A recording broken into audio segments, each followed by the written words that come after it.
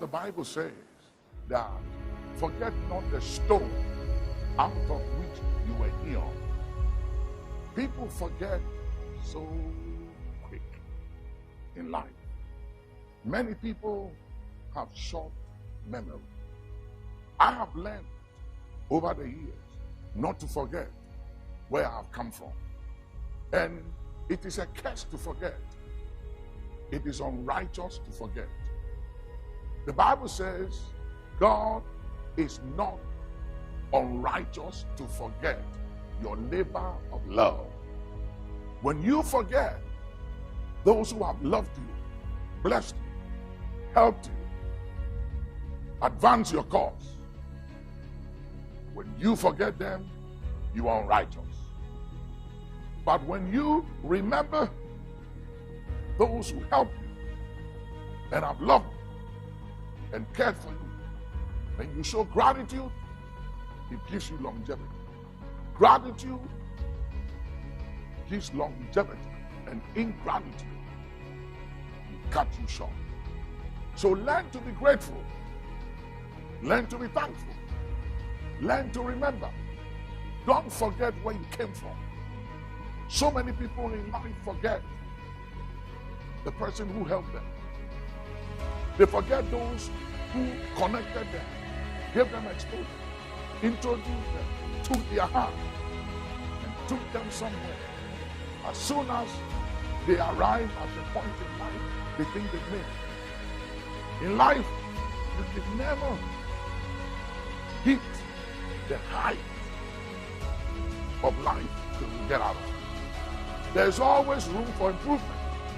So don't be satisfied with where you are, and don't show ingratitude because you think you don't need the man or the woman, the boy or the girl who helped you when you needed that help. Show gratitude. Remember people. Help people. Learn to say thank you. Have an attitude of gratitude and thanksgiving. It will take you far.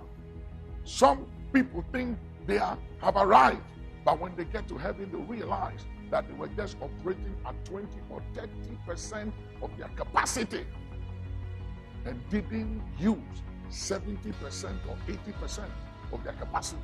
And you know why? Because they got stuck at the place of 70, at the place of 60, 50, or 30% of their capacity. Why?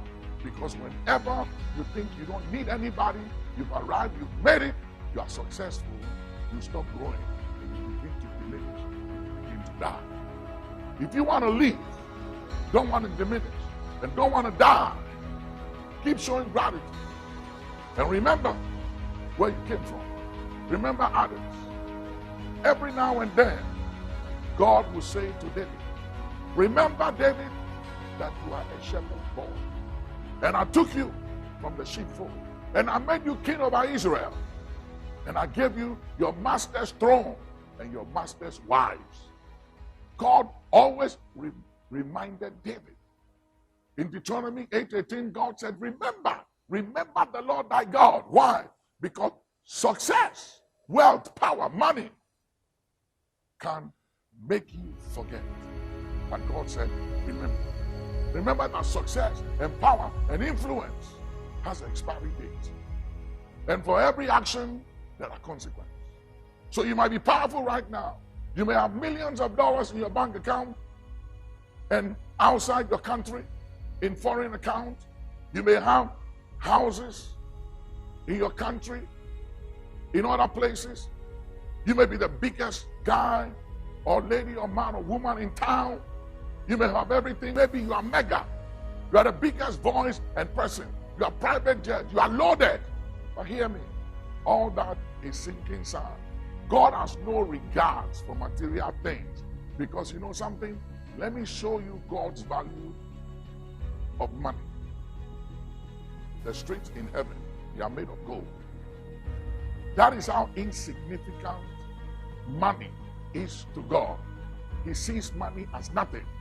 So if your confidence and who you are and how you relate to others, and especially those who have helped you in life before, is derived from material wealth, blessings, and money, or influence or power, you are to be pitied among all men.